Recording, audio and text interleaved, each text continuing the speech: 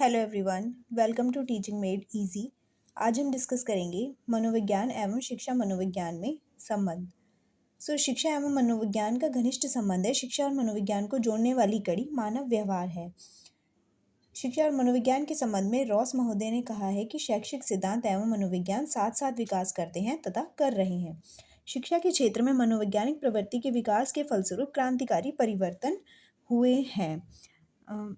इस मनोवैज्ञानिक प्रवृत्ति के अनुसार बालक की शिक्षा की व्यवस्था उसकी मूल प्रवृत्तियों, रुचियों, इच्छाओं, आवश्यकताओं, क्षमताओं तथा योग्यताओं एवं उसके विकास की विभिन्न अवस्थाओं को ध्यान में रखकर ही किया जाना चाहिए।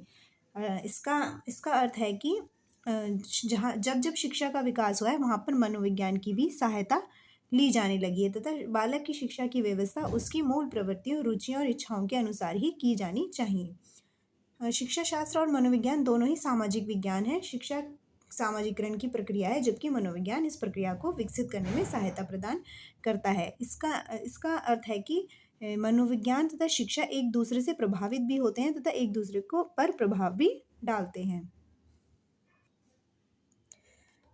मनोविज्ञान एवं शिक्षा मनोविज्ञान में समानता। मनोविज्ञान एवं शिक्षा मनोविज्ञान में पर्याप्त समानता है, क्योंकि ये दोनों ही शास्त्र व्यवहार का अध्ययन करने वाला विज्ञान है। मनोविज्ञान भी व्यवहार का अध्ययन करने वाला विज्ञान है तथा शिक्षा मनोविज्ञान भी व्यवहार का ही अध्ययन करने वाला विज्ञान है। विज्ञान होने के कारण मनोविज्ञान व शिक्षा मनोविज्ञान दोनों ही मुख्य रूप से अपने अपने अध्ययनों के लिए वैज्ञानिक विधि को ही अपनाते हैं। मनोविज्ञान एवं शिक्षा मनोविज्ञान में एक अन्य समानता यह है कि ये दोनों ही विज्ञान अपने अपने क्षेत्र में घटने वाली सभी घटनाओं के बारे में विद्यमान कारण संबंधों को ज्ञात करते हैं।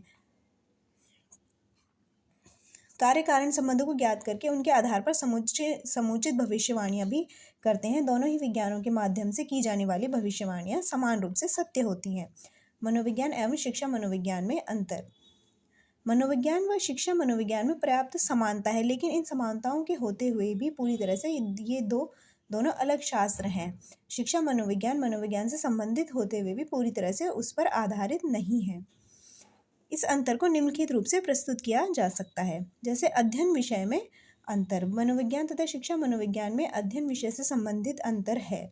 चूंकि मनोविज्ञान एवं शिक्षा मनोविज्ञान दोनों ही व्यवहार का अध्ययन करते हैं, लेकिन मनोविज्ञान मानव के सामान्य वातावरण में किए जाने वाले हर प्रकार के व्यवहार का अध्ययन करता है, जबकि शिक्षा मनोविज्ञान केवल शैक्षिक परिस्थितियों में मानव द्वारा किए जाने वाले व्यवहार का अध्ययन करता है। उद्देश्य में अंतर। मनोविज्ञान व शिक्षा मनोविज्ञान में अध्ययन के उद्देश्य से संबंधित अंतर भी है।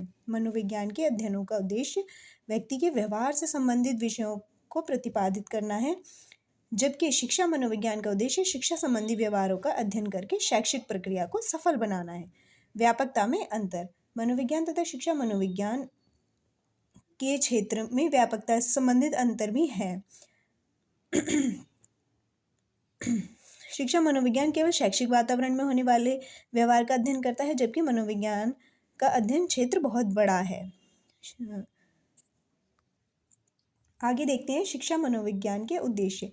कैली महोदय ने शिक्षा मनोविज्ञान के अग्रलिखित उद्देश्य बताए हैं।